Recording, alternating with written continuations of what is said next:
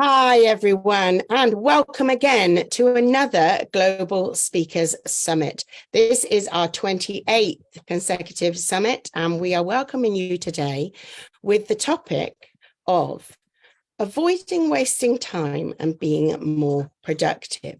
So today we're going to be talking about those specifically with our 5 incredible speakers who are all thought leaders and experts in their field who are here to share with us their tips, tricks, and their productivity hacks that they have to help you lead a much more productive life. I would like to start by saying thank you so much for being here. I apologize if you can hear some little rustles in the background. I have some little people here that are just about to go out. So if you can hear some background noise, I do apologize for that. I would like to start by telling you a little bit about our wonderful Global Speakers Talk community. We have now, as I said, been doing many summits. We do monthly summit where we invite speakers to come and talk on a specific topic, and they share their own story around that topic. I'd like to share my screen, if I may, because I have some information which I'd like to share with you about our very own Global Speakers Talk. So I'm going to tell you all about our company. We are an international company that started in 2021 in the public speaking arena. We have events and we help you to discover your own inner voice. And we are reaching out to people from everywhere in the world.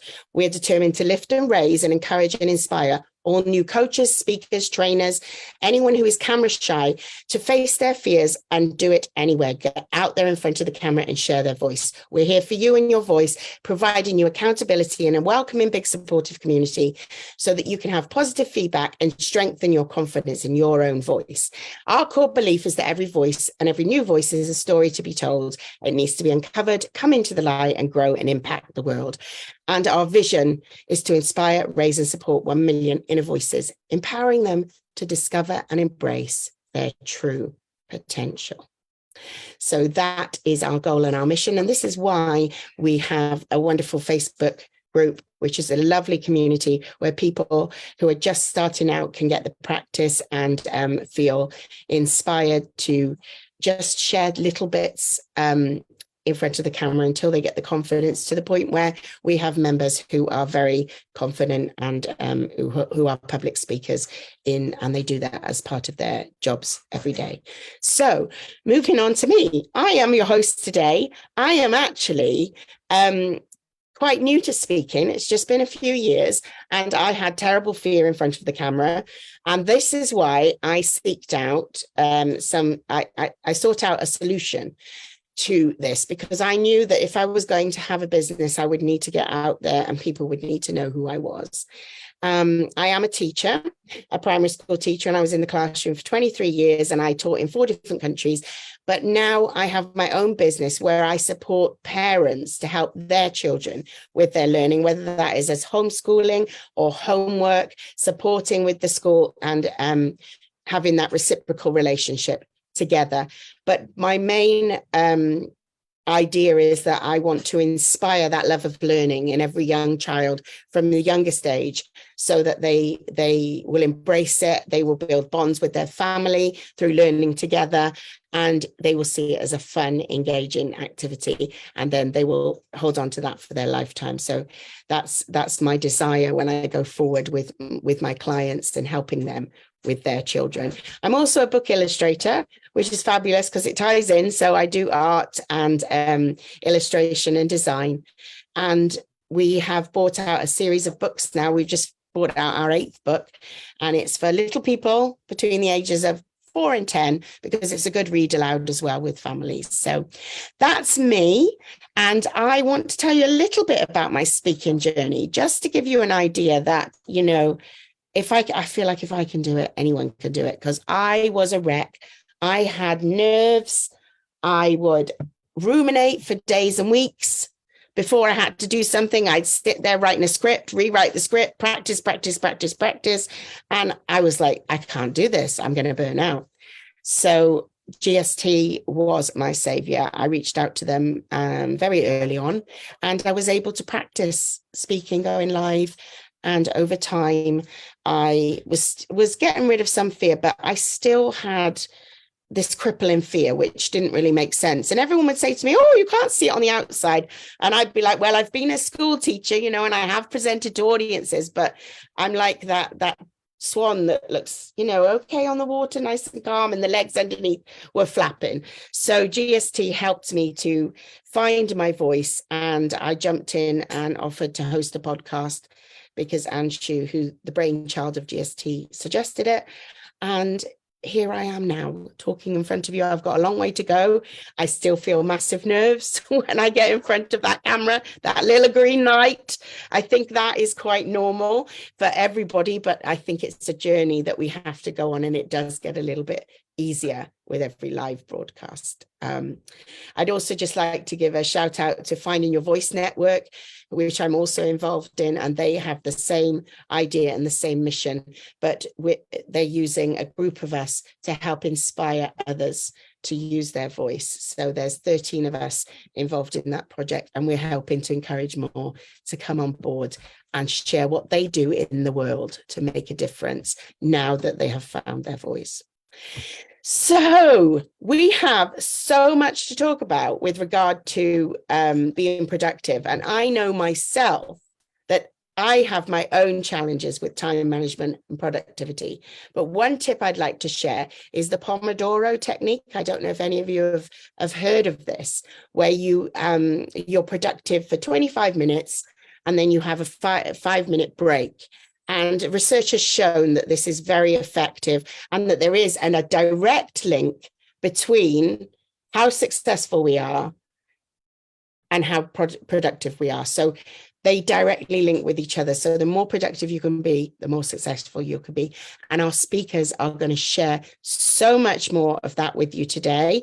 And I cannot wait to get on to our first speaker. So I'm going to share with you that it is, I've just skipped ahead. I'm so sorry.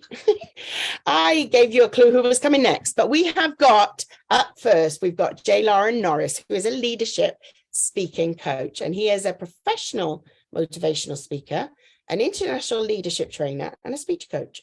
And having spoken all over the world on stages, in classrooms, and in front of foreign governments, he brings a high level of communication skills and professionalism to any event. Whether you're hosting a conference, conducting a non-profit fundraising dinner, planning a wedding, or training your team, the mindset and communication skills of your master of ceremonies can make or break that event. And every keynote speech is delivered through a diverse plethora of his stories. The need for emotional relevance, the power of personal ownership, the authority of authenticity, and the relational responsibility leaders must master these to bring stability, transparency, and transformation to their organizations. And leaders who master this story power reap the rewards of the greater influence, impact, and income. By understanding the internal and external messaging which drives each team member, leaders, and your organization as a whole and their customers, you will do this through mastering story power. Loren Norris, I would love to welcome you to the virtual stage here, and you will open up as our first speaker on our GST Summit today and share with us what you have to say about how we can be more productive. Well, thank you. Thank you very much for having me. I'm very honored to be here.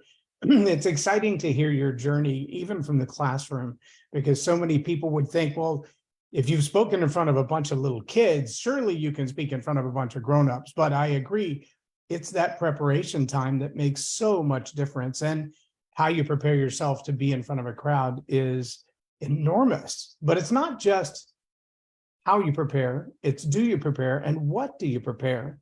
And really what I want to talk about today is being a little more productive in everything that you do. Your explanation of the Pomodoro technique is brilliant. The idea that we really only need 25 minutes of focused time. But it's not how much time we spend, and it's not do we practice that we mess up. Really, it's what do we practice? I have 4 grown children and 10 who call my wife and I Lolly and Poppy. We'll be married 29 years this year. And from time to time, I'm asked to stay with one of the kiddos while mom has to go do something. And so I get to be Poppy for a little bit and spend some time with the little ones. And recently I had one in the potty training phase. If you remember that phase of life, then you know there are all kinds of instances that come up. I was sitting on the couch, the little one's playing in the other room, having a great time. Suddenly things go quiet. If you've raised kids, you know what that means. That's a bit of a problem. I began to look around the house to see exactly where this little one was. And sure enough, he met me halfway. Standing in the door jamb, he looked at me with this very concerned look on his face. And he said to me, "Poppy, somebody pooped in my pants." And I realized there's only so many people qualified to do that. I mean, there's only so many people who have access to do that. But as we think about the idea of being productive, the same thing is true. There's only so many people in your life who are qualified to be productive. There are only so many people in your life with your issues, with your problems, with your work to get done, with the things that you need to solve, who are qualified to solve them, who have access to everything you have access to solve. And maybe you've had the time where you've had to train somebody else in a job that you do. Maybe you're training them to take your job so you can move on to the next job. Maybe you're training them to do your job just to share the workload. But training them to do your job takes a certain amount of time. And you have to decide early on, how much time will I spend training versus how much time will I spend doing? It kind of goes back to that practice thing, but remember this, practice does not make perfect. That's a myth. Practice makes permanent, which means if you keep doing it and you're doing it wrong, guess what you're going to do? More of it wrong. And if you're training someone and the way that you're training them is wrong, then they're going to continue to do it wrong, incorrectly, inefficiently, ineffectively. And for that reason, many of us in leadership, and I don't care if you're talking about retail leadership or parenting, the reality is as you lead, sometimes you decide it's easier just to do it myself than to train somebody else to do it because it takes so much time. So the first word that I really want you to think about when it comes to being more productive is to prioritize. Everybody knows that's true. Maybe you've heard of the Pareto principle. The Pareto principle says that of all the things you do in the course of the day, 80% of them are actually beneficial to your success. No, it doesn't. 80% of them are a waste of your time.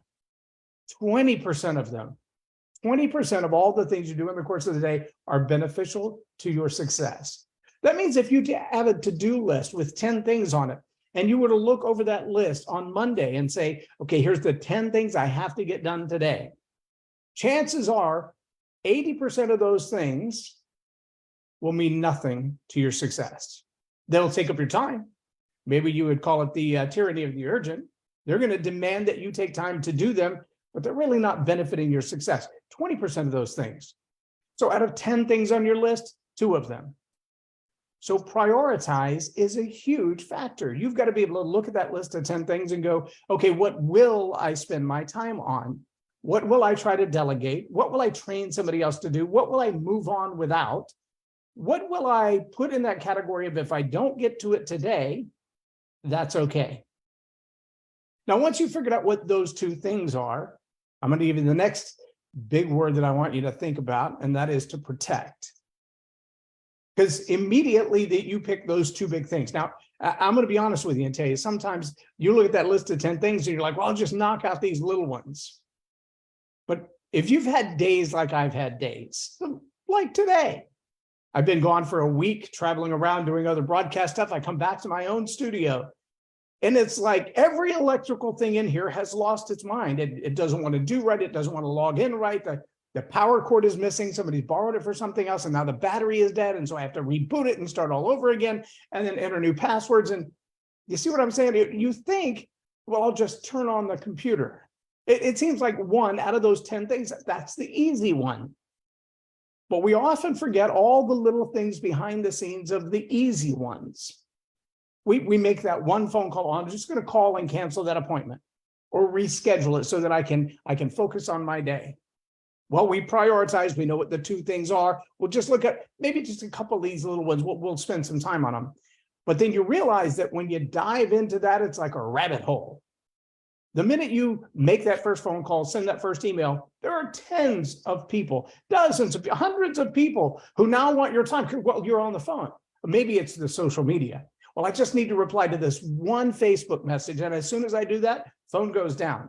But while you have it in your hand, you get 5 more text messages, 6 more emails, and realize I missed coffee with my friend at 2 o'clock. And now you've started the whole process over again.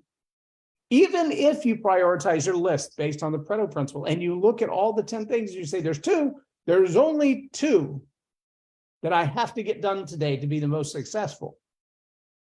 If you don't protect yourself and your time, the tyranny of the urgent will come in. And I promise you, whatever it is that you think you're working on, it's going to spin out of control with all the little things. I found myself just getting ready for this conversation with my phone telling me, I'm going to die. I'm going to die. My phone is yelling, I'm going to die because it's at 8%. Well, why is it at 8%? Because I fell asleep after driving 26 hours yesterday, and my puppy decided to cuddle right where the power cord is and unplugged it from the wall. So the phone was plugged into the power cord, but the power cord wasn't plugged into the wall. Do you blame the puppy? Well, no, but you still have the problem. You have a dead phone and it's going to go off. And at some point, that's going to be a big problem. So I have to stop what I'm doing to deal with the tyranny of the urgent. Something demands something of me. How do you fix that? Protection. You've got to protect your time. Now, here's another word for protection. This is a word men generally have problems with. They compartmentalize. They don't build boundaries. And those are different. Let me tell you how they're different. Men like to compartmentalize. I do it well myself. I think I'm working on this task and nothing will distract me. And if I'm focused on that task, the world could be burning down around me. And that compartmentalize means I am going to stay on this task until I'm done. But sometimes I'm not compartmentalized and I'm not focused. I'm doing a thing, whatever that thing is, mowing the yard, taking a phone call, working on the car, doesn't matter, whatever it is. But when something else comes up that's more interesting, more entertaining, or an opportunity to be someone's hero, so-and-so needs a ride to the airport. These people need you to pick up their groceries and bring them home. Someone needs help carrying in that case of water, whatever it is. Compartmentalized means I can pull out of it, stop doing that thing, and go do something else, and still come back to that thing. What you really need, though, is not just compartmentalized, you need boundaries. It's a hard thing as Poppy to say no. It's a really hard thing to tell my children and my grandchildren no. Now, early on, we were really good at it. No, don't touch that. No, put that down. No, don't eat that. We were really good at no. But the older I get, having raised 2 daughters and 2 sons, having been with my wife almost 30 years now, no is a hard thing for me to say. I don't like to tell them I can't or I won't. I just made a trip. We drove round trip over 40 hours. And the gentleman that I made that trip with, we had a lot of time to spend together. And on the trip back, he looked at me and he said, you know, I noticed something about you, and I thought it was just our relationship. But he said, you love to help anybody, total strangers, people you've known for a long time, people that could benefit you in business. And I heard the words from him in a kind, complimentary way. But I remember my wife saying, you love to help people. And sometimes that means what you need to get done doesn't get done. If you're going to protect your priorities, you're going to have boundaries, which means you have to do what I have a really hard time doing, and that is telling somebody no. No, I can't. No, I won't. No, not because I don't care about you, not because I'm not competent or capable. And sometimes it may be my own insecurity that says, I want to help to prove that I can, that I'm valuable to you, that I'm worthy, that I'm that I deserve your attention because I helped. But we've got to be able to say no, because there are certain things like his britches that only he can do. And there are certain things in my life that only I can do. And if I spend too much time helping others, doing for them what they could have done, well, what probably anybody could have done, I get nothing done that only I can do. So first, I've got to prioritize of all of the things that are on my list of coulda do's today, what are the must do's today? And what are those must do's that only I can do that if I don't do them, they don't get done. And if they don't get done, my success is pushed further down the road, further down the line, further from me. My bank account doesn't change. My influence doesn't change. My impact doesn't change. The purpose that I'm on this earth for goes unfulfilled because I helped this one and I helped that one, then I did that, and then I did these things, and I didn't build enough boundaries to say, no, I can't, I won't, not now. Not because I don't care about you, but because those two things on my to-do list, if I don't to-do them, nobody will. I have to do them. Now, once you've picked your priorities and you know that those two things can only be done by you, and no matter what it takes to push everything else aside, if you've got to delegate it, if you've got to hire it out, you've got to do those things and you've got to protect yourself. Now, I'm going to throw a little caveat in here because this seems like a declaration of privilege, and it's not about privilege, it's about priorities and protecting. If you've ever paid someone to watch your children, wash your laundry, take care of your lawn or your garden, take care of your car, take care of your taxes or your books or your accounting, don't think of that as something that is less important and therefore you've handed it off. Because there's two things you need to know about that. One, you've created opportunity for someone else to generate income. That helps them to fulfill their purpose. That helps them to reach their destiny. If they're doing the things that grow their business, if you've got someone who's built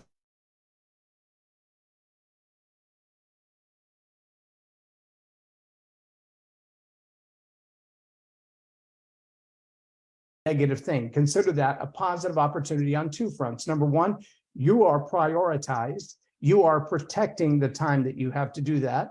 That's number one. That's leading to your own success, which gives you more opportunity to help people like that. But it also means you're helping them to grow their business. Here in our little town, I live in a tiny, some would call it a village of about 10,000 people. And this last weekend, they had what they call Lemonade Day, where they spent several months leading up to that, teaching young people how to build their own business, how you're going to have to buy things in order to sell them. You're going to have to invest before you can generate income. But then you also have to have customer service. You've got to do a good job. You've got to be diligent at what you do. And so these young people had Lemonade Day, and they learned that I can have my own business. That creates a whole different mindset in them of, I'm going to wait for a check to appear in the mail, and I don't know where the check came from or who provided it or what they expect of me, but thank you for sending me a check.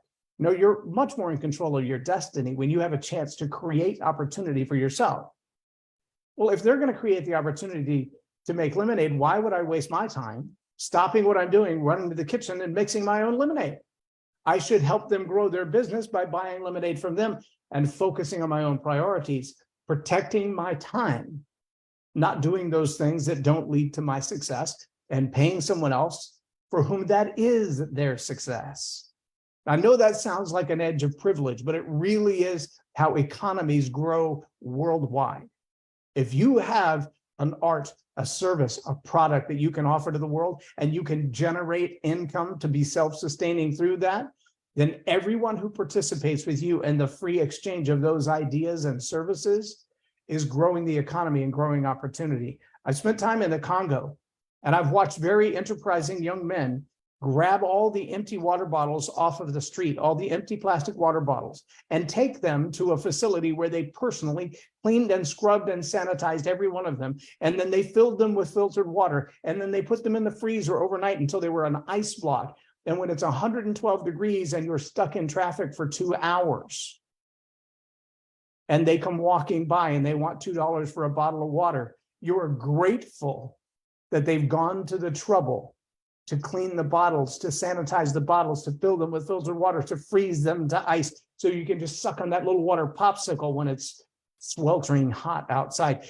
And their ingenuity and their effort becomes your opportunity, their opportunity to generate independence and your opportunity not to suffer in the heat. I know that's an aside, but when we talk about prioritizing and protecting, sometimes the best thing we can do to prioritize our task is to ask ourselves, how many of the things that need to get done in my day could I pay somebody else for, which would create opportunity for them and still prioritize and protect the most important things in my life? Now, finally, I'm going to give you this is the hard one. This really is the hard one. Perform. Because it's real easy, like I said, to just check that one message, just send that one text, just schedule that one thing on your appointment. And then suddenly it's a flood of new opportunities to play on your devices. And I don't care if it's your iPad or your laptop or your phone, it doesn't matter what device it is. It may be hanging out at the coffee shop. You got to meet that one friend, and then you find yourself there for hours reading books and chatting with people and playing in the internet cafe. But you've got to actually perform those two tasks. If you've decided out of 10 that you have two, that the world cannot live without you getting done, that your success will not move forward without getting those two things done. You got to do them. This really is the hard part. You got to actually do what needs to be done. I remember when I was a kid, my uncle would take care of a ranch for somebody else. And there was a time that we had just strung a very long fence, and we had put up all the barbed wire and stretched it across the poles. And it took a lot of work. It took the majority of the summer. And when we were finished, we'd released the cattle into that farm. And in that area, we were driving to ensure that the posts had held and none of the cattle had escaped and that everything was good. And we found an old bull who had tried to push the fence over and got his leg wrapped up in the bottom strand of the barbed wire. And he was mad. He was big mad. He was kicking, he was snorting, he was throwing his horns around, he was all over the place. And my uncle and I sat on the tailgate of the truck and we watched him for several minutes. And I said, well, what are we going to do? He said, there really is only one solution. I said, well, do we like hold his head still while somebody else unwraps the barbed wire from his foot? I mean, how do we get him to pull his foot out of there? It's lashed in there pretty tight. And he said, no. There's only one solution. I said, well, can we convince the bull somehow to get himself out of there? He said, no, if you leave him there long enough, he's going to do two things. He's going to tear the whole fence down, number one. And number two, he's going to injure himself significantly in the process, probably breaking his leg, eventually ripping it off in the barbed wire. I said, okay, so what's the one solution? He goes, oh, well, it means we have to start our work over again. And I said, what do you mean by that? He said, the only way to get that bull out of that fence is to realize if you get too close to him, he's going to gore you. He's in pain. He's angry. He's big mad. And if you get too close, he's going to lay all of his anger out on you. He doesn't know you have nothing to do with it. He doesn't know you're not the one hurting him, and he doesn't care. He just knows that he wants free. So what we have to do is go down the fence of 20 yards or so where he can't get to us. And we have to cut the fence that we just built. That'll provide enough slack for his leg to slip out, and eventually his tossing and turning will pull him out and he'll walk away free.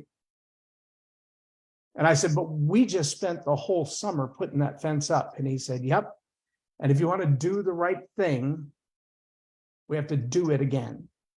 Not because we did anything wrong, but because someone else made a bad decision, the bull. And the only way to undo their bad decision is for us to do our work again. Okay. Big task, big assignment, but there was no other way to get it done. When you prioritize those two things, when you realize that my success isn't going to happen until I protect myself and I focus on those two things, it may be as mundane and miserable as stringing fence in the hot sun. Very well could be. That's okay, because somebody's got to do it. And if you don't perform that task, it won't get done. Practice, remember, doesn't make perfect, it makes permanent. If you keep doing it and you're doing it wrong, then that's not going to help. So you're going to have to perform the task properly until it's done, and it's done right. I do a lot of master of ceremony speaking for a group called the Cystic Fibrosis Foundation. That's easy for me to say. but one of their taglines is until it's done. We're not looking for a temporary cure. We want this to be gone. We don't want anybody to have cystic fibrosis anymore. And they've made great treadway over the many, many years that they've been doing what they do. I've been working with them for about 12 years.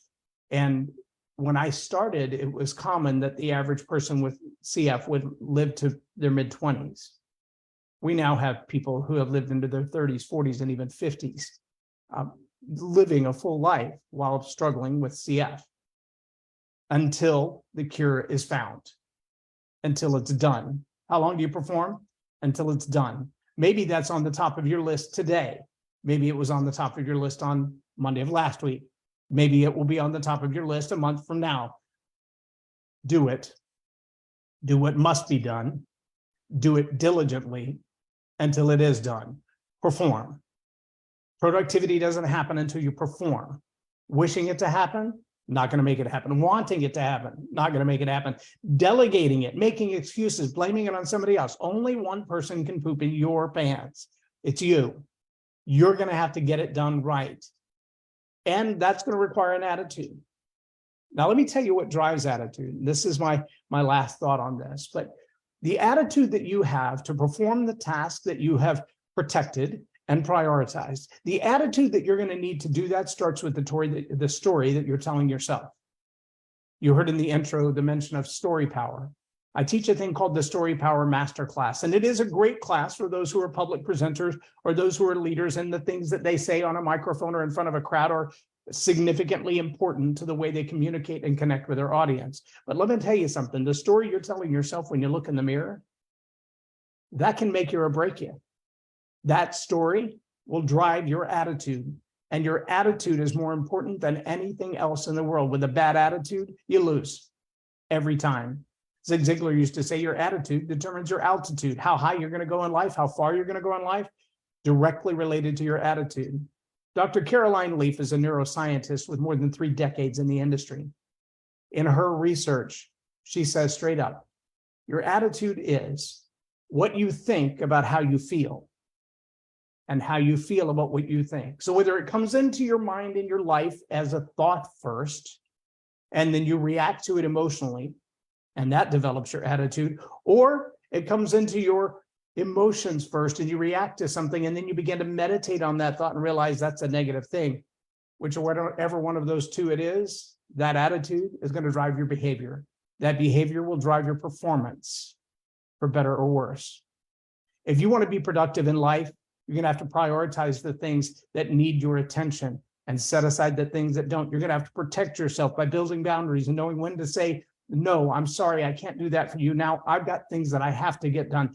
And you're going to have to perform them with the right attitude, with diligence, and realize that practice doesn't make perfect, it makes it permanent.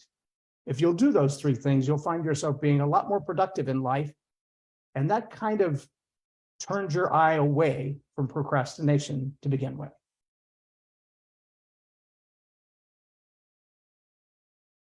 Thank you so much, J. Loren. That was incredible. Wow, what an opening for our GST Summit. We're so grateful that you're here sharing that wisdom today. I really love the practice makes permanent. I'm going to remember this talk, and I'm going to remember that quote. And I think that that's going to hold people in good stead for remembering to be more productive, because there's several things you brought up there about the protecting yourself, the prioritizing, the boundaries. These were all the big words that I took from what you said that are so important, that we've got the must-dos, you know, I mean, fantastic. Putting those priorities in place and finding someone to delegate to. And it's wonderful that you were able to tell us as well about your the story power course. Did I say that right? Was it story power? Yes, ma'am. Yes. Because I'm sure that'd be helpful if some people want to get in touch with you. And this is definitely one of those speeches that I'm going to be rewinding and playing back. So thank you so much for sharing with us this morning. Well, no, actually it's this afternoon here. It's this morning for you, if I'm right. So I am going to say welcome now to our next speaker, who is going to be the lovely Cheryl, and we are blessed to have her with us as well, talking about her take on this subject. So I'm just going to share with you a little bit about Cheryl. And here we go. Let me get that page up. And we've got the information about Cheryl. She's an author and a coach. She has an autoimmune disease, but yet she eliminated the toxins in her life and learned to eat the rainbow. 10 years ago, she researched and significantly changed her lifestyle and ditched her pain of chronic disease. She returned to school at the age of 67 so that she could help you. She's got a BA from UC Berkeley and is a health coach from IIN. She is an award-winning author, health coach, teacher, podcaster, and speaker. Cheryl's superpower is helping others return to wellness, and she advocates for eating the rainbow and adopting 20 pillars of health. She feels great and wants to inspire you to do the same. She has books, classes, podcasts, cookbooks, and coaching available to support you in this process. And Cheryl's free digital magazine about health is the Feel Good magazine, and we will put the link in the Facebook chat. Her books have won up until now no fewer than 24 awards. It feels good to feel good. Join her on the road to health and discover the magic. And we're going to join her right now so that we can hear all of the wisdom that she has to share about being productive and staying on task. Hi, Cheryl. Thank you for being here. Hi, thank you so much. I'm thrilled to be here. And with when I got sick, because everything in my life changed at that point in time. I am Cheryl Meyer, and I call myself the Health Muse. Why am I inspire you to take your best life you can live, feeling. And when I got sick, I was a solopreneur. I was flying all over the world. I was and selling it to all the big box jewelers here in the United States. I was selling Zales and Macy's and J.C. Penney.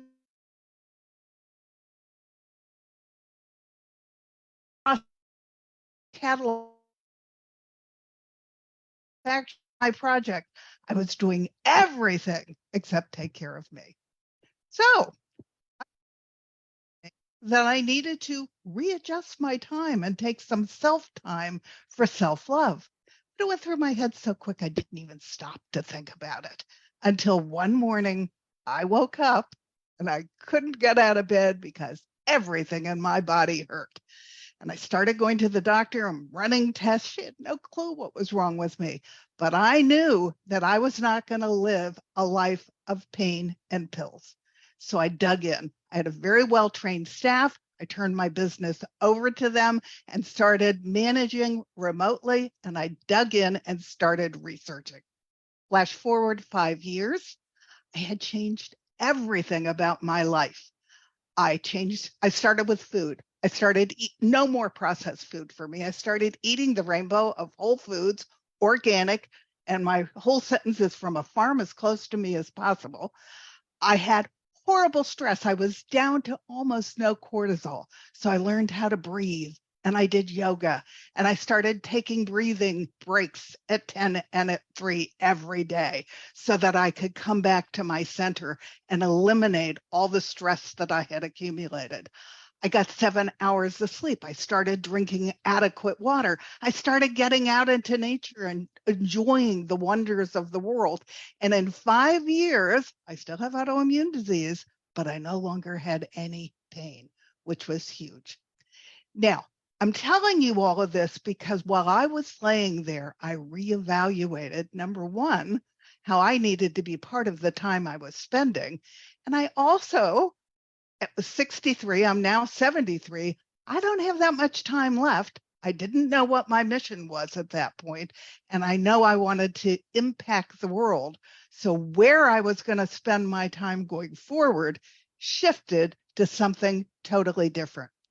My original background and the 30 years that I spent doing it was in department store retail management. And they all come from the fast side of the world. And the expectation is you get results and you get them quickly. So that was my background. So I'm going to share some tips from that. But first, I just want to ask, did anybody hear Zelensky's comments to John Hopkins at the commencement a couple of days ago? Because his key talk was about time. And it's worth noting some of his key thoughts. He said, time is the most important commodity that we have. Coming from fine jewelry, I'll tell you, it's a heck of a lot more important than diamonds or gold. And he commented on lithium or uranium. Time is something that is crucial, and in most cases, it's under our control.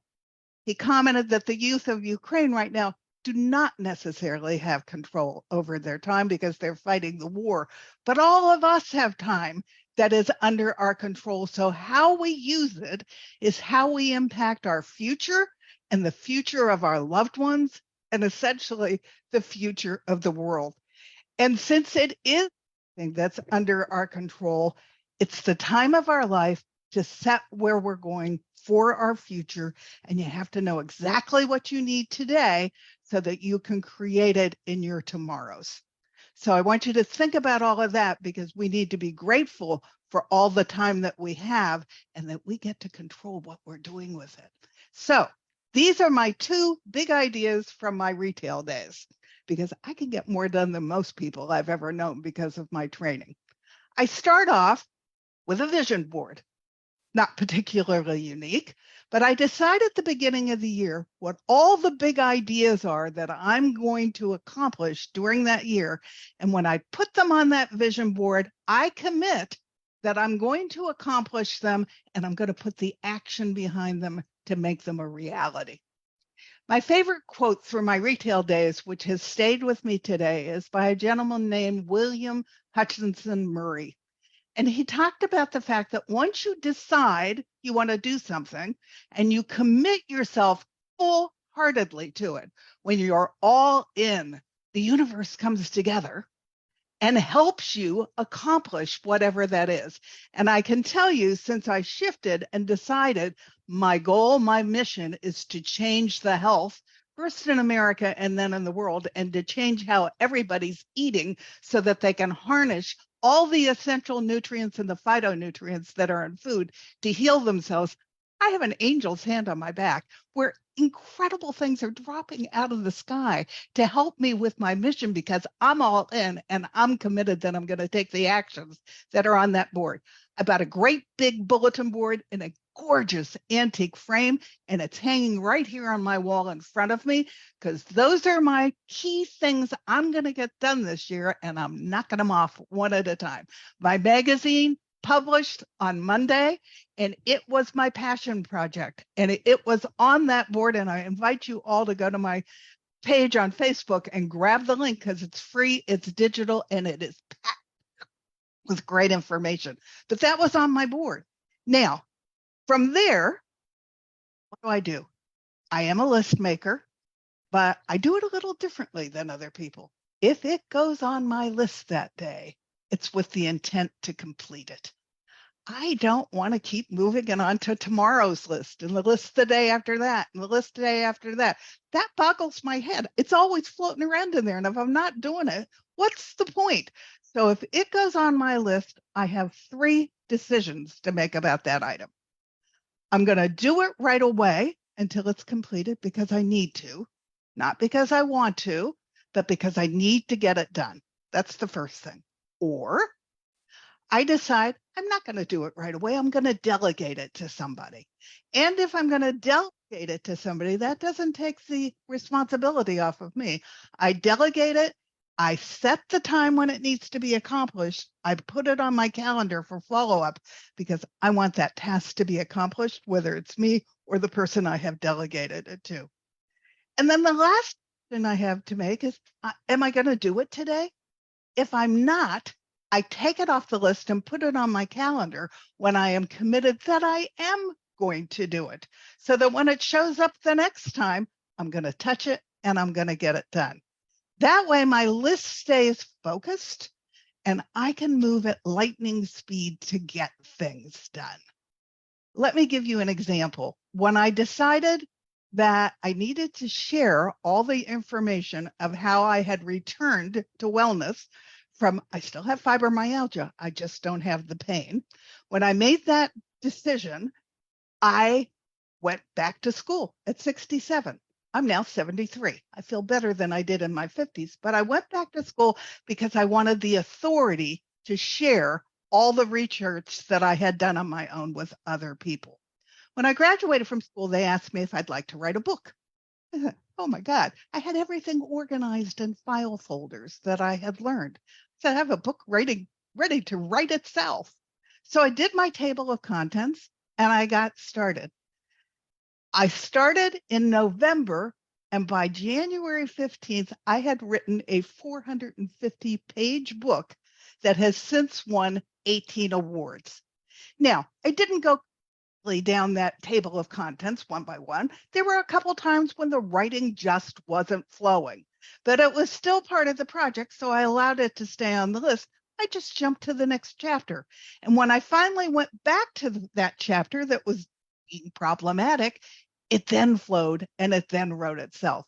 I got things done long before anybody else in my group finished their book, and I got it published.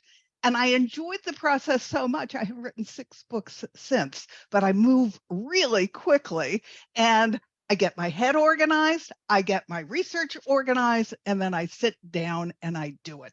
That's how I did the magazine. That's how I've written my 5 courses. That's how I get out and speak to people.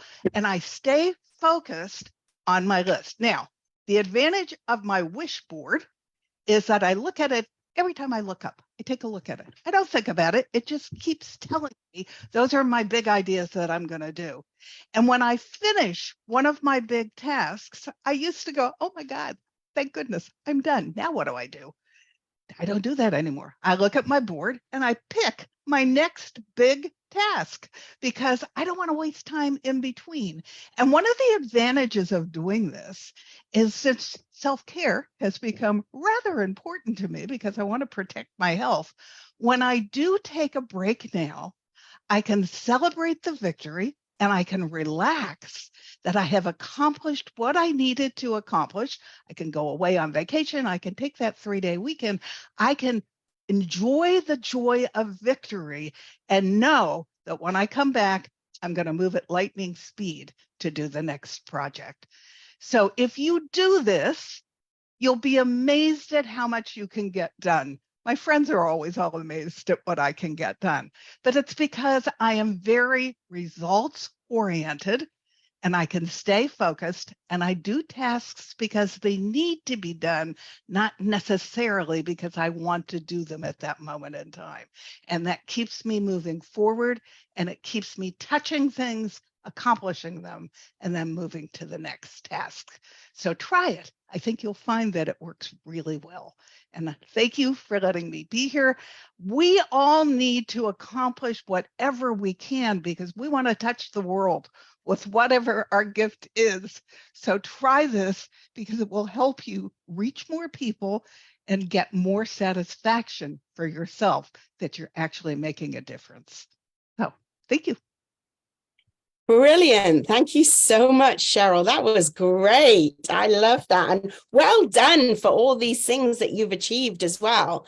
Absolutely fabulous. The books, the courses, and all the changes that you made in your life. And I think that's something to really take away from what you've shared with us today, is your determination to be results orientated.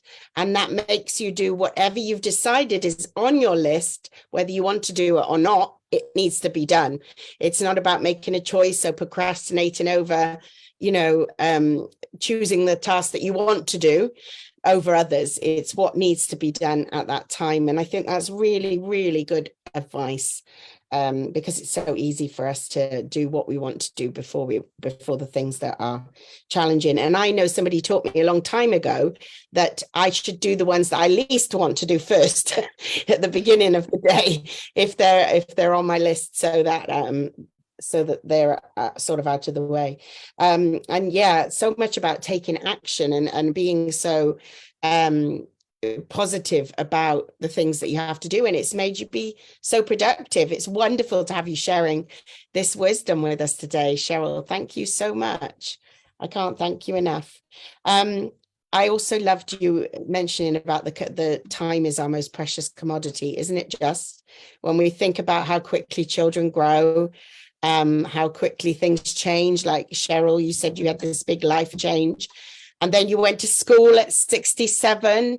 You know, time is something that we cannot get back, and so therefore it makes us so precious in our life that we use it correctly and that we use it working towards the future. I love that you said that as well. That was fabulous.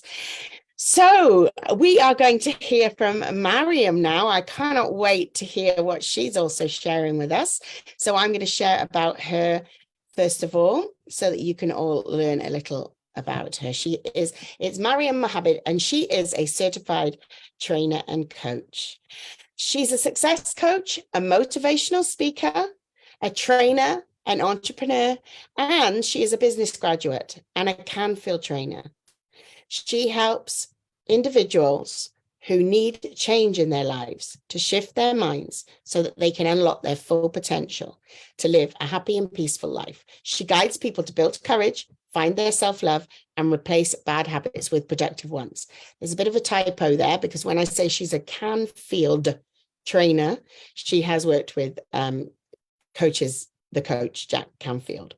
Her philosophy in life is live, love, laugh. The principle that helped her to improve her own life was taking 100% responsibility for her life and adopting a mindset that failure is an opportunity for growth.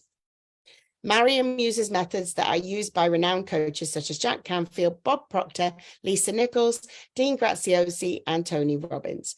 In a short period of time in the self-development industry, she has helped more than 400 people between the age ranges of 13 and 75 years. She also has given training to more than 3,000 people and has given speeches at various events.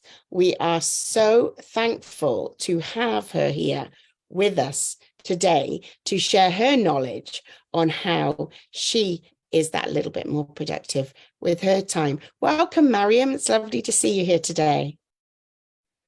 First of all, I'd like to thank Global Speaker Talk for giving me this opportunity, and warm welcome to my fellow speakers and lovely audience here.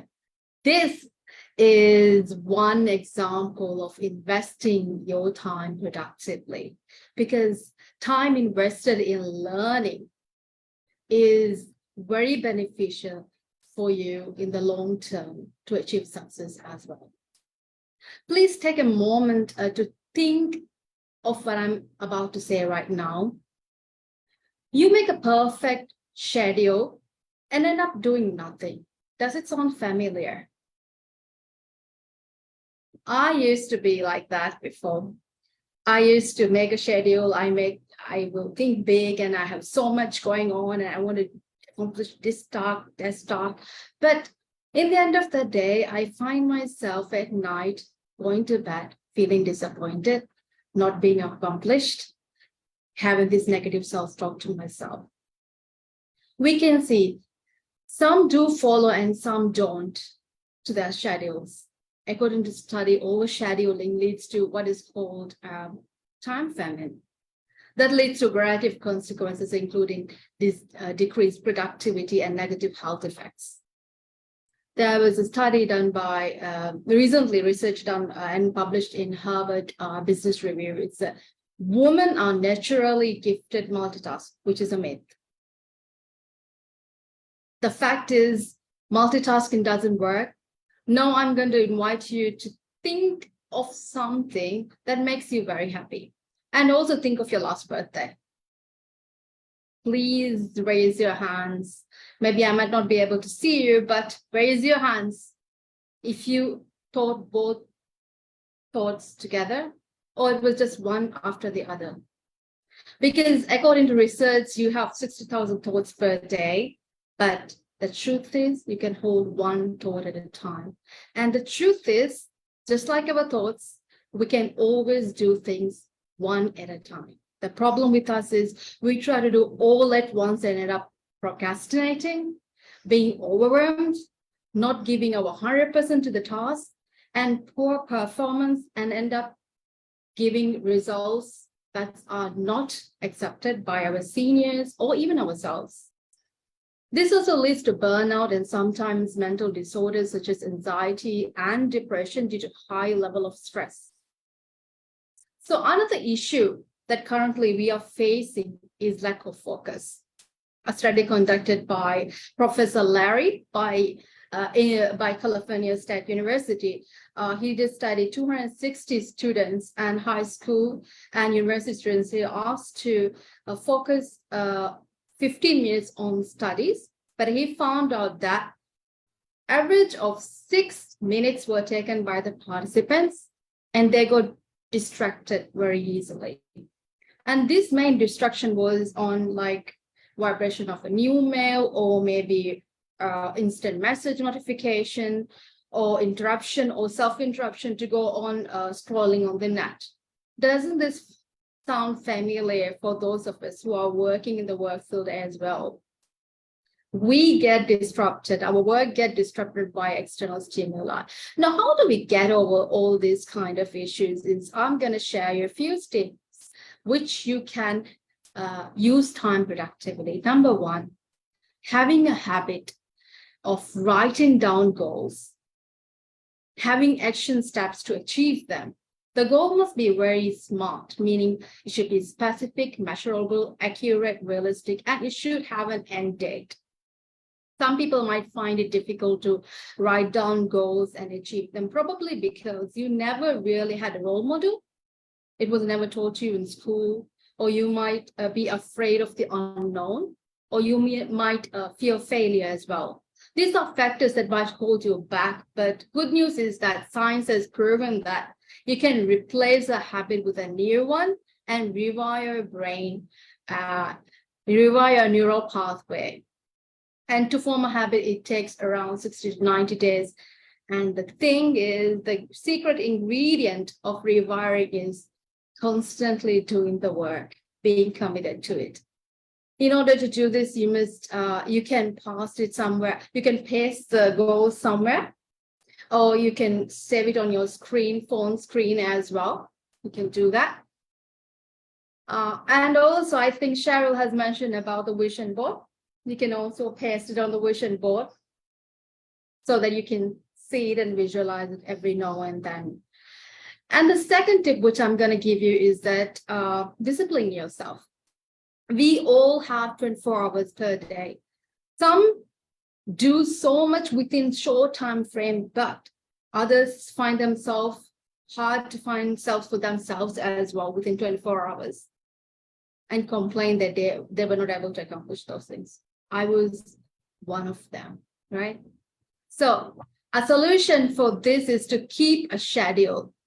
And just remember, sometimes you might not be able to tick all the things on the schedule, but if you were able to accomplish some of it, at least you know you're on the right track. Purpose of having a schedule is to know which direction you're going actually daily. So that's very important. And Laura studied the schedules of high achievers, and she found out that high achievers are early risers. They have a specific morning ritual. I call it power hour. One technique you can use is 20-20 rule, which is 20 minutes exercise, 20 minutes meditation, and 20 minutes reading, studying, or anything that put food to your mind. So it's 20-20 rule. So when you wake up early, while the rest of the world is sleeping, you get more time to do the things. You have more time for yourself as well. It's also very important, as you wake up early, you also need to sleep early as well, because I attended last year to a seminar conducted by Deborah Finon. In that seminar, I learned that you must sleep prior 12 a.m. because 10 p.m. to 12 a.m. is the time where human growth hormone production is at its peak. So poor quality of sleep means low production of human growth hormone. So which means your risk of disease is high and your lifespan is shorter. At the same time, your productivity level is lower. So when you are having a low productivity, in that way, you also waste your time feeling less energy. To increase the productivity, you can also clean up your messes because external internal messes does impact your productivity. External messes, what I'm saying here is like cleaning up your desk and those clothes that you keep, just in case I might fit into that cloth, get rid of them. Because every messes around you is gonna really drain the energy. And when that energy is drained, you're wasting time as well. It causes a ripple effect. And internal message I'm talking about is probably there might be someone you have to forgive. And that you have to deal. And either it might be the past thoughts that you keep on holding on, which needs to be released. So these blocks you need to remove, which is the message, internal message. In order to remove it, you can go to a therapist or you can do journaling. But remember, you need to let go of those messes in order to focus and become a productive person. And there is also a technique, 4D technique, which is do it, delegate it, delay it, or dump it, right? So if you can take care of something within 10 minutes, do it instantly, finish it. Why keep it for later? So if it takes a longer time, then you keep it in your delayed file, but prioritize it, which task needs to be done. And if it's something that someone else can do, or you cannot do it, delegate it instead of overwhelming yourself. Give it to someone you trust and ask them to update you on the work and dump it, right? We hold on to things that really isn't energy. Them on your shelf. It really draws you on things. And recently, importance of so us human beings tend to prone to be onto familiar and comfortable zones. We need to understand that we need people to pull us out.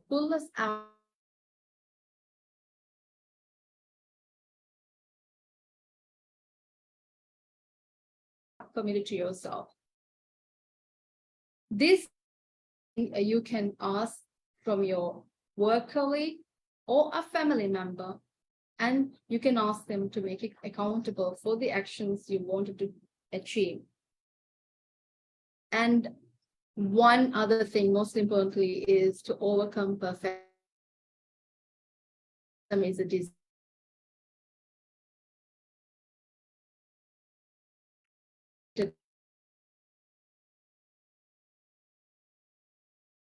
Then endlessly trying to perfect it. Embrace the concept of good enough and learn to let go. Since you all have been very keen to listen to us, I am going to give you 2 more.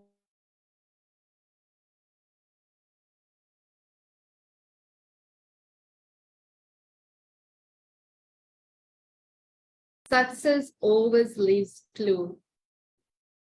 And having a mentor brings the best out of you.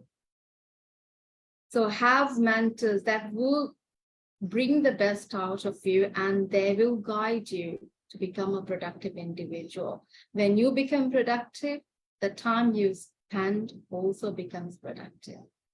Thank you for being here. Thank you. That is amazing. Thanks again so much, Mariyam, for being here.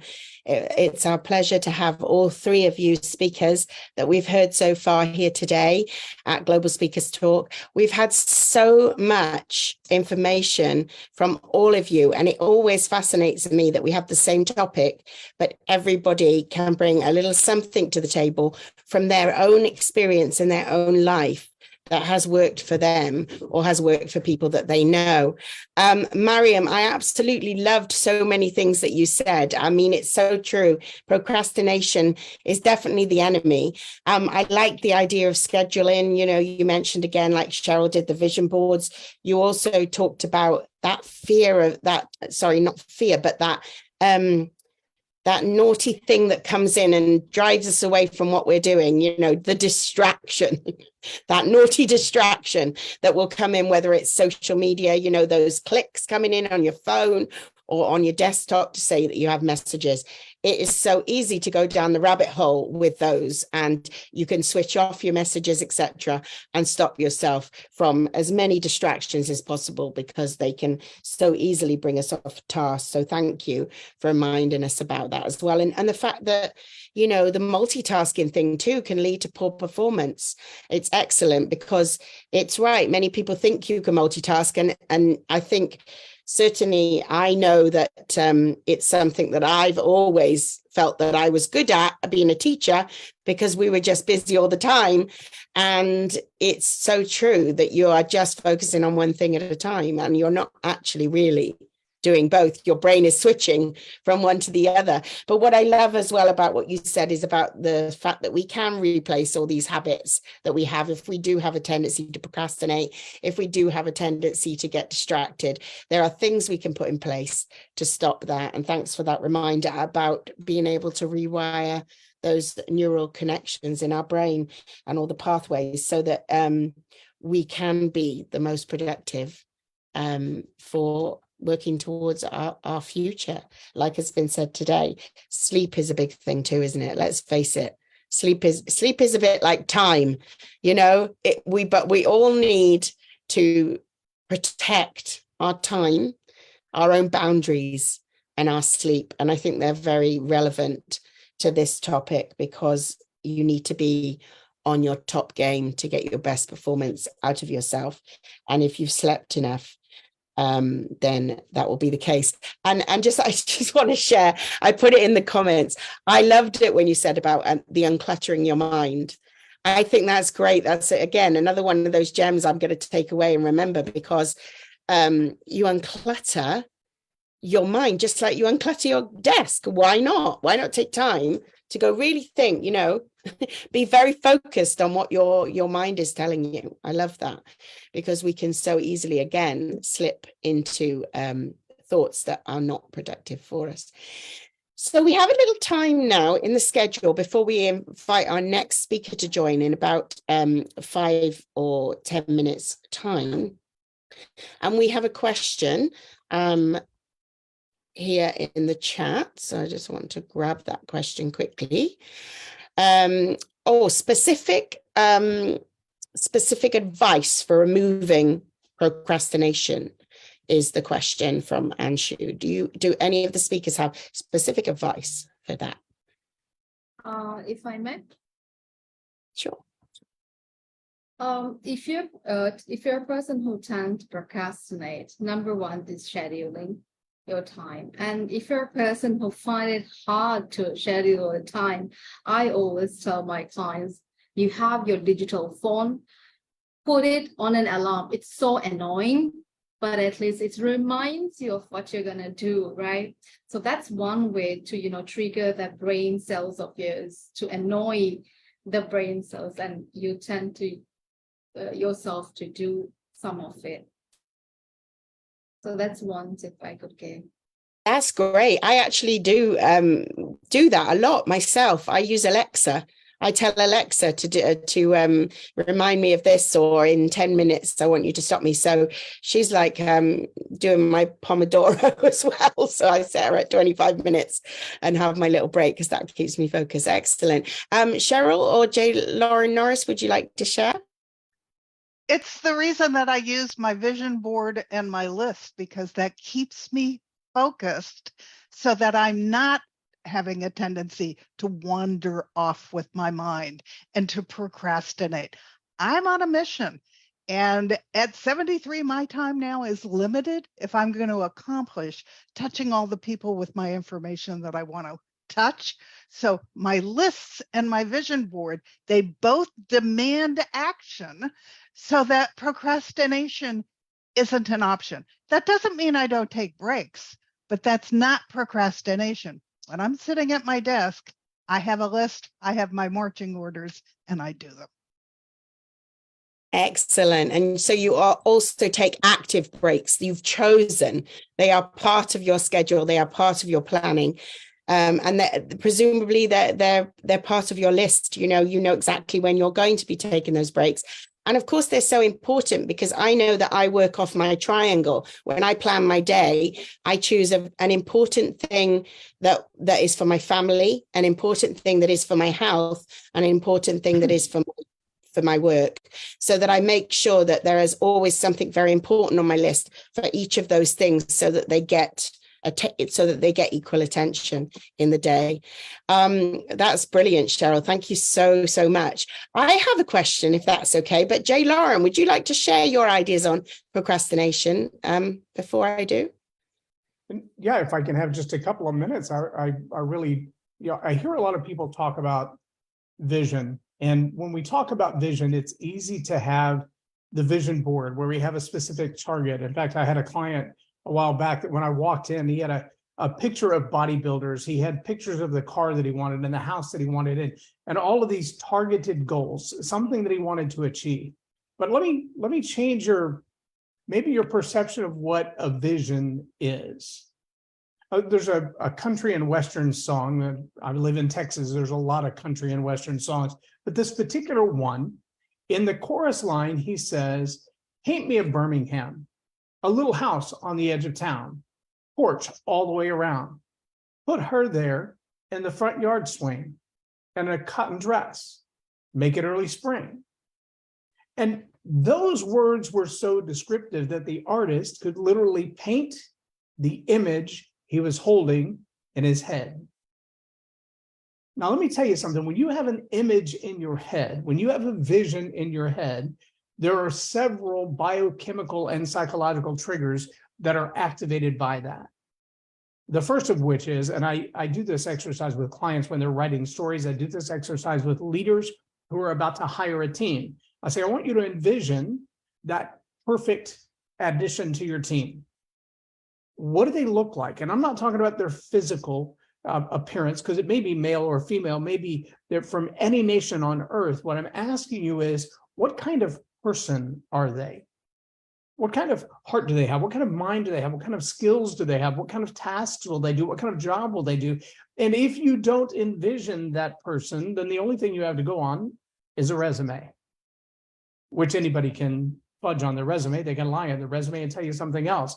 And for a lot of people, they may have that vision board that says, I want a red sports car. Great. Is that a red Passat or is that a red Ferrari? Because those are drastically different. Well, it has to be a convertible. Great. Well, both of those can come in a convertible. Again, we're talking about a drastic difference. And so narrowing down what that vision of completed success looks like will drive the motivation in you like nothing else. Let me put that in a really simple illustration. Imagine you come home from work one day, you park your car, you get out of your car and you're walking to the door and you realize, forgot my digital brain, my cell phone is laying in the seat. I need to go back and get that. And so you turn from the front door and you walk back to your car. And as you get your cell phone from your car, boom, this massive explosion. And the house is now on fire. And everyone that you love is sitting inside, everyone you care about. As you charge back to the front door, a chihuahua steps in your way. A little tiny little rat dog jumps in your way and begins to bark its full head off. Do you stop?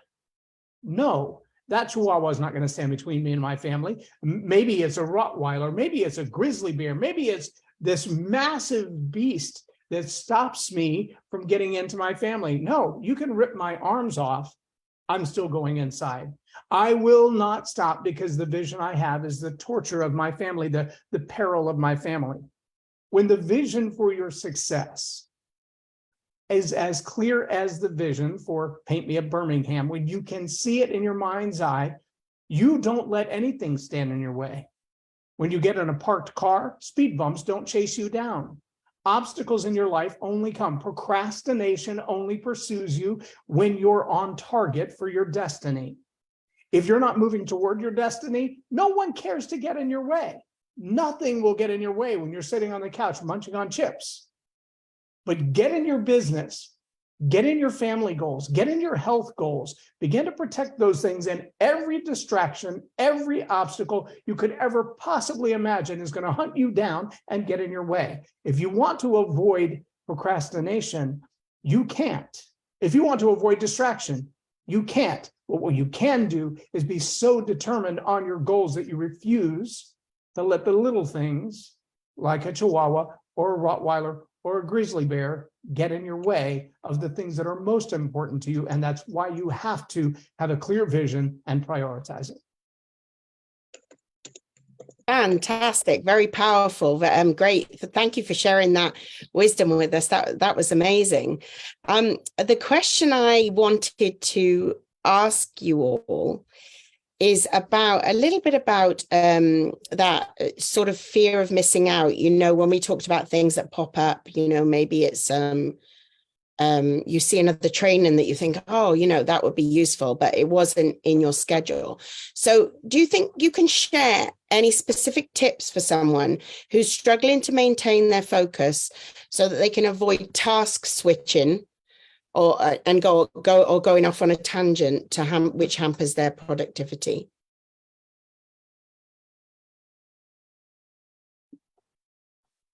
If I may, I can, I can give one exercise which you can particularly increase your focus. You can draw a dot on your, if you can see, anyways, you can draw a dot on a book and you can paste it on the wall or anywhere, just right in front of eye level, and focus on that dot only with no thoughts at all.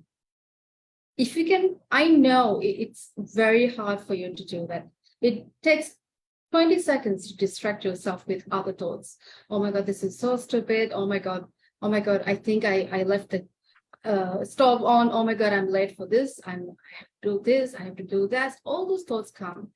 But if you master slowly increasing the time of focusing on that dot, you will master that mind of yours, because it takes time for you to control that mind of yours. And meditation is one other thing which you can increase your focus. You can do meditation for 15 to 20 minutes, focusing on the goal which you want to achieve, or focusing on the task you want to achieve. But remember, you should not have more than 5 things. It's always recommended to focus on one while you're meditating as well. So that's my... Fantastic. Thank you. That's great to bring you back to your thoughts, focusing on your thoughts. I love the dot idea, definitely. And the meditation is a known thing to help us to refocus, isn't it? Fantastic. Thank you for sharing those things. Is anyone else wanted to answer, or I do have another question? It's up to you. I just want to make a comment. My vision of what I want to accomplish means nothing if I'm not willing to put the action behind it. I'm responsible. Manifestation does work, but it works way faster and way better when I put the action behind it. So if it goes on my board, I'm committing 100% that when that's up, I'm going to put the action into it. That also sort of blocks out all the other things that I would procrastinate to not get it done, because I've committed to the action. That's fantastic. Thank you so much, Cheryl. Okay, so we have another guest that has just joined us here on today's GST. We have Nandhiji, and we're very grateful that you've joined us today, because we know you've got a very busy schedule and you've just been teaching. So I'm going to introduce you, and then we would love for you to share your wisdom about your take on making sure that we are more productive in our lives. So welcome. Thank you for being here. Now, Nandhiji is a yogi and visionary founder. He's a spiritual leader, a Siddha Yogi master, a humanitarian visionary, awakening humanity through mystic wisdom, community, and service. He is an artist, an award-winning ecstatic chant musician, an author and teacher, representing the path of the liberated Siddhas. Nandhiji was gifted with a childhood experience of the divine when he was 4 years old. Later, as a young adult, while leading an active family life, he was initiated through a death experience by his first guru, and his journey into the mystical realm of the Siddhas as a yogi began. After years of seeking wholeness through connection with the inner world, Nandhiji woke up to understand his highest purpose, to reach consciousness to humanity. Nandhiji's globally acclaimed music calibrates at the level beyond thresholds of enlightenment on the Hawking scale of consciousness. Nandhiji is working to help humanity on a global scale, founding the Declaration of Consciousness movement. He is a sought-after keynote speaker at conferences and festivals around the world, where he holds space to help people powerfully transform their consciousness in an instant. I would like to welcome to the virtual GST stage today, Nandhiji. Thank you, Nandhiji, for being here. Thank you, Divine Andrea, and thank you to each of us over here for being here present. It is wonderful. This topic, time, is a very vital experience of ours. And we need to see time from its pair, and that is timelessness. In other words, we're all born here for a reason. We're here for a reason. We are experiencing time for a reason. But there is timelessness that precedes time, and that is after time. In other words, we are born out of timelessness to experience time. So when we want to work with time, first, to go within to know timelessness, to know what is it that we are here to do, to now adorn a mind that is like an eagle. Now we see time. Now when you set into time, you are the super mind working through creating the destiny for ourselves. Now, there's 6 teachings I would like to mention, because time also is essentially a valuable commodity when you sleep. So time, whether we like it or not, our mind is going to go through three different dimensions. The first dimension is sleep itself. The second is to be awake. And the third is super consciousness state. Right. Now, within all these things, and then in between, before that is also the dream state. So within all this is incubating ourselves into being the vastness in the period of time, especially when we are going to sleep. So let's begin with time from here. So when we enter into sleep, enter into the womb of light within you. Utilize a mantra, utilize anything, but enter into the womb of light inside you. Step your time into that timelessness so you can incubate. The second is, when you wake up in the morning, know we are so gifted with having the new experience of time. I was taking care of my mother for 11 months. She had cancer, and I was taking care of her for 11 months, and finally she passed away. And till the very end, she wanted that one extra day to live. And this is it in every one of us wanting to live. Now, the question is, okay, if you want to live so badly, what is that experience before us that is there? So if we can align ourselves to the absolute celebrations of a newer day, to the fresh day, for the new possibilities, for the wonderful gift of time on our hand. The third dimension is, now time is an experience. It can be experienced as it's in slow motion, or it could be experienced as many years in this one moment. It's all relative. So if we are able to take time from timelessness, we are able to utilize time in a way in which we are able to multiply ourselves and work things through.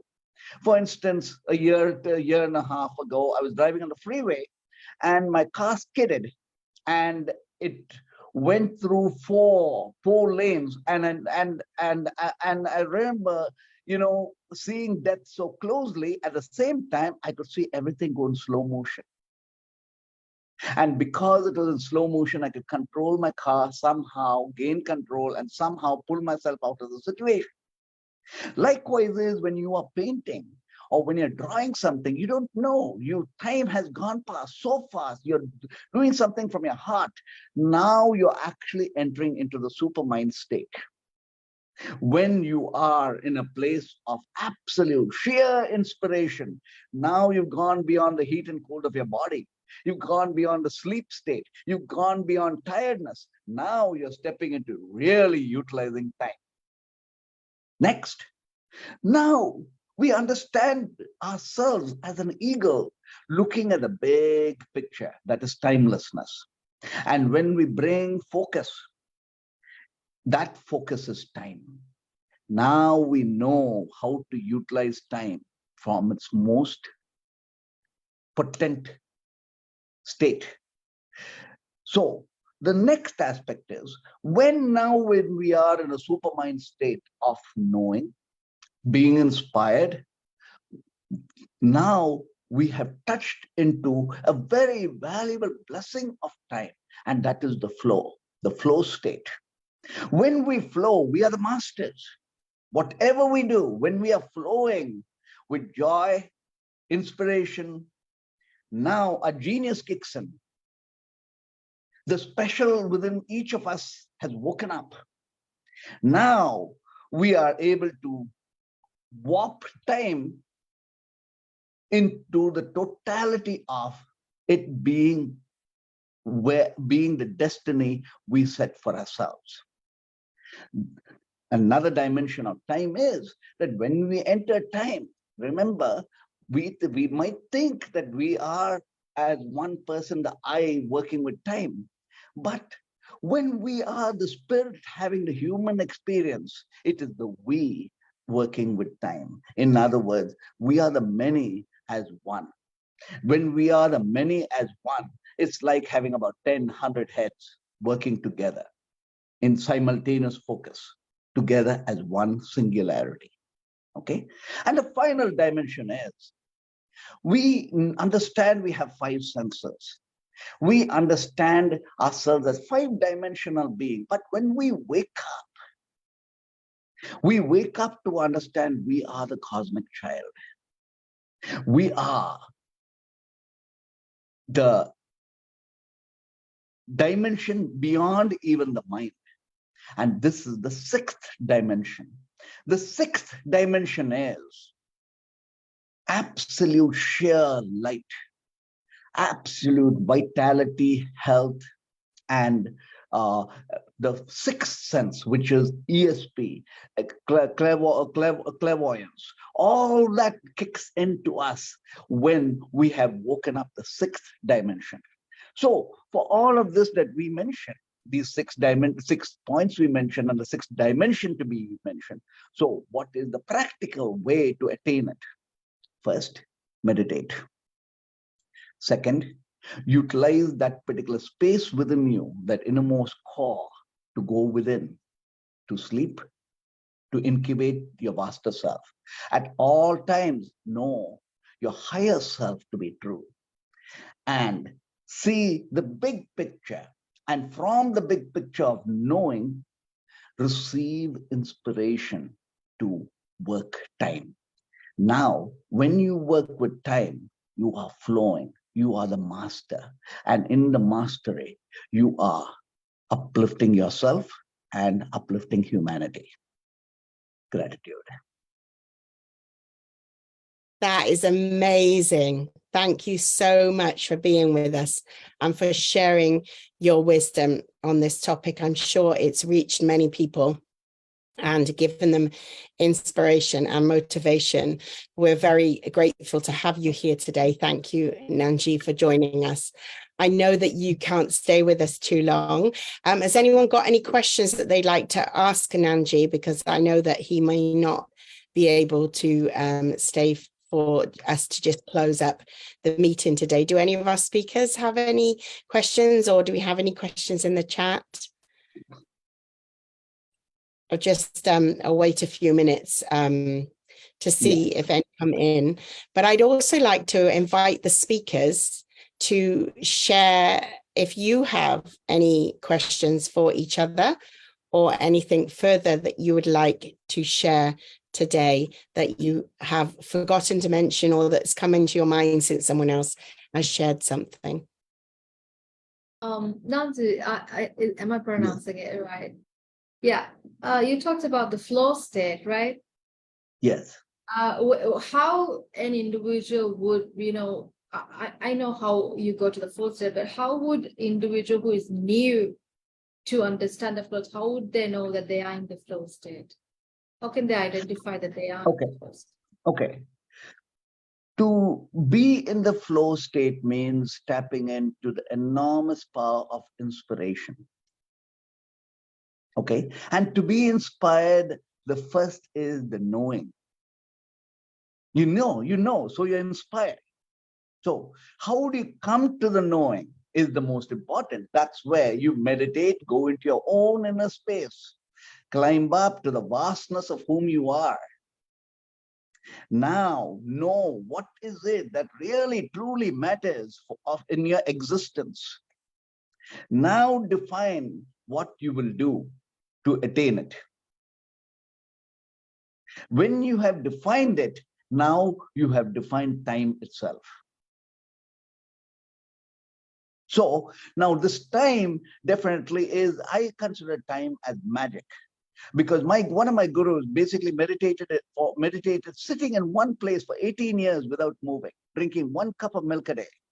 And I wanted to know what was he doing over there, because he was all alone and he didn't want anybody to be around him for 18 years. So I used to spend my time behind analyzing what it was and trying to learn. And then what I realized was he was in a state of joy, a state of ecstasy. And that ecstasy was timelessness. And anyone connected with him, like me, or anyone else, he entered into our timeline. His energy was in our timeline. In other words, when you are able to tap into your higher self and tap into that light within you, now you come back to work with time as the many as one, because light always is we. Light always is all the beings of light, it's all the masters. Now you're able to channel them all into your own inspiration. Here is where genius shines.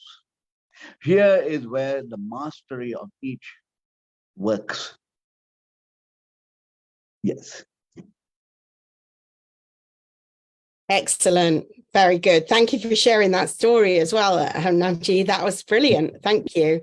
I'd like to open it up to the other speakers again, as I welcomed you before, to share questions or any thoughts that you'd like to. Hi, Cheryl. You're still muted, lovely.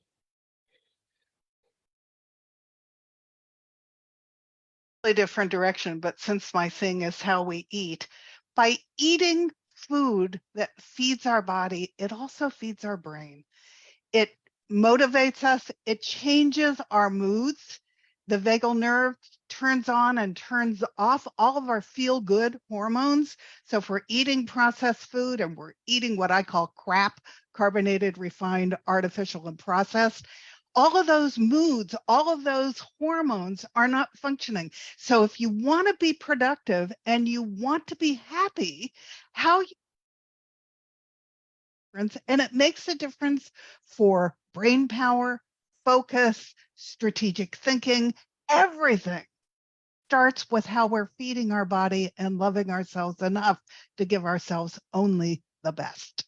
So to not procrastinate and to accomplish a lot, it has to start with healthy habits. Absolutely. 100% with you. I'm sure we all are. And it has to be part of our triangle, as I call it, that I have. Time is as important as our health, as is protecting our boundaries. So I would like to say that we have had some great wisdom shared today, some wonderful ideas that we can go away with. I hope the audience have really enjoyed hearing our speakers and all of their takes on this topic. It certainly is, I mention again, that research shows a direct link between how successful you will be and how productive you are. So Cheryl is a walking, talking example of that, with her 6 books and her and going back to school, and everything she told us about her life. And thank you for sharing all of those details, and to show us that we can have this in our own life. It can be done. You've all shared some wonderful things. If there is one last takeaway I can ask all of you to share for me before we close up today's meeting, if you were faced with someone that was really struggling with their time management, and they were finding that tasks took them much longer than they expected, and that they didn't know how to structure, and they were a procrastinator, and they had thoughts that were not helpful for them, what would be your biggest first point of advice to them to start to move forward to make that change? Well, I obviously would have 2, starting with food. How are they eating? How are they feeding their brain? But beyond that, what is their why? What is their why to be doing what they're doing? If they have a strong enough why, they'll get out of their own way and they'll overcome whatever it is, because the why is that important to them. It's so true, isn't it? Once we have our why, the strength of that can drive us to do so many things. Excellent, excellent. Who would like to go next? I can go. I would like to ask the person, what are you telling yourself? What is your self-talk? Is it negative or positive? And I can give you one tool which you can help you to shift that negative self-talk to positive one. Right before you sleep, you go in front of the mirror. You go in front of the mirror and tell your name and start telling the things like, I am so proud that you have accomplished this. I'm so proud you have accomplished this. I'm so proud you have accomplished this. And throughout, while you are actually talking to you in the mirror, remember to keep the eye contact with yourself. You're talking to yourself. And in the end, after telling everything you've accomplished that day, simply finish with your name. For example, if it's me, Mariyam, I love you. Because this is something we tend to forget ourselves, but we tend to give it to everyone else, but not ourselves. Because most of the time what happens is those who procrastinate is that they have a negative self-talk, which tells them, you can't do that. You're not good enough. You don't have time for that. So that talking will change. And this mirror exercise has to be done at least for 40 days without skipping. And if you skip one day, oops, it start over. You're doing it again, because it's forming of a habit of telling yourself you are an accomplished person and you are enough. So that's one thing I can give. That's great. And you're right. We can't give ourselves the advice, can we? So it's almost like trying to be your best friend and talk to you as if you're your own best friend. And I love the idea of using your name and making sure that it's very personal. Excellent. Thank you. Nandhiji or J. Loren, would you like to share to finish up for us? Thank you. Yes. You wake up in the morning, and when you say good morning to yourself, acknowledge your inner son awake. Every day when you wake up, after you said good morning, wish yourself a happy birthday, because you have reemerged from death like sleep. Now you're rebirthing, and in rebirthing, everything is fresh, everything is new, and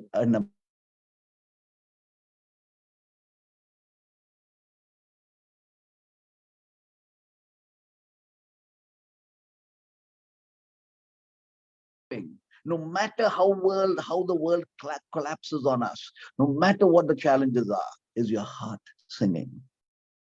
If your heart is singing, there's the flow. Everything works. The whole day works. The whole day is magic. Yes. Love that. That's just brilliant. Thank you so much for sharing that. I think I could sit and listen to your stories all day. I love it. Thank you so much. And J. Loren, you get J. Loren Norris. I'd love to hear you close us out with one of your great wisdom and stories that you have to share about this. I'm going to tell you a story that saved my life and saved my marriage, and it reconfirms everything you just heard from every other speaker. My wife and I had gone to a summer camp. Now, I came into our marriage 29 years ago with an addiction, and that addiction was a result of trauma that had happened early in my life. I brought that addiction into our marriage, and for the first 10 years, I put her through probably the worst experiences you could imagine as a wife. So 10 years in, we're at Summer Pine Cove. It's a camp for kids and families. And as we walked out of the sanctuary and into the little garden, my wife turned to me and she said those 4 words that make every man tremble. We need to talk. Ugh. It scares men to their bones. And I just knew that at the time that we got to talk, she was going to say something like, I figured out all your secrets and I'm done with this. I found somebody better and I'm moving on. I can't take this from you anymore. I hated me so much, I knew I wasn't worth being around. And when we got to the end of the day, the kids had gone off to do their thing. We sat in the cabin. She took my hand. We sat on the end of the bed and she looked me in the eye and she said, when you asked me to believe that you're fat and unlovable, you're asking me to believe a lie. I know God sent you to be a gift to me, and I have forgiven everything that you've done. I love you just the way you are, and I need you to see you the way that I do. Now, those words saved our marriage and probably saved my life, because if she'd said, I'm done, I'm out, this is over, I probably would have had very little reason to carry on with my own life at that moment. But the power of her words spoken into my life to say, I see better in you than you see in yourself. Now, we've heard about passion. We've heard about why. We've heard about having that vision and having those goals clearly pasted in front of you. We understand the power of time and the power of meditation and the power of focus. And I'm going to tell you something that my friend Zig Ziglar said on a regular basis throughout his life. It's the subject of many of his books. He said, if you'll take the time to help other people get what they want out of life, I will guarantee you get what you want out of life. If we can take the time as leaders, those who are willing to stand in front of a camera and share their stories and their pain and their life and their successes and their secrets and their tips, those are people who have the power of influence. Leadership is influence, nothing more and nothing less. But if we become so self-focused with our time, with our priorities, with our protection of ourselves, of setting our boundaries, of performing for our own successes, that we forget about the people that we care about the most, then we have won nothing. If, on the other hand, we can take that moment, not just to speak to ourselves early in the morning and at the end of the day that we are wonderful and we have done great things, but also to speak to those around us that they are wonderful and deserving of love, and that they have and they will do great things, then our journey on this earth will have been worth the time we were given to do it. That's my 2 cents. Well, your 2 cents was definitely fabulous. Thank you so much. What can I say after that? Be there for others. Amazing. Brilliant. What a lovely way to close up our GST summit today. I am sad that our time has ended, but you have all been extraordinary guests today, and I am so grateful to have been able to share the stage with you. And I thank each and every one of you for being here and for sharing everything that you have, because I think there are many people out there who will get the chance to listen to this over the coming weeks and will take away so many things. And on that point, I'd like to speak directly to the audience and say, please do share with us your takeaways in the comments. We love to hear what you have learned from our global speakers here today on the live stage. And we would like you to also pop in a hashtag replay or hashtag live if you're here with us now, so that we can know that you watched it later on. We have a lot of people that come and watch us on the replay, and we love to be able to still continue the chat after we've finished here. We'll make sure that you connect with everybody on Facebook. You can connect with them directly on Facebook through their face link on the chat, but also there are other links we're going to drop in there so that you can link to Cheryl's digital magazine and J. Loren's course, etc., and how you can be connected on perhaps other platforms with these wonderful people. Thank you for joining me today. To everybody in the audience, thank you particularly to speakers for being here.